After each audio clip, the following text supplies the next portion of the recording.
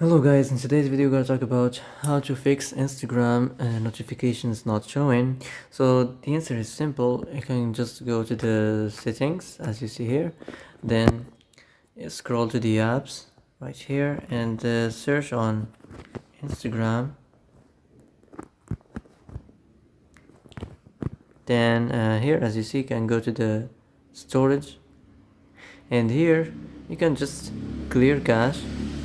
If it didn't work, you can just restart the phone, and if it didn't work again, you can try to clear data, but be careful, you will lose all your data.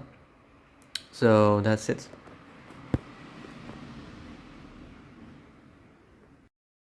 So that's it for today's video. I hope this is the answer you've been looking for.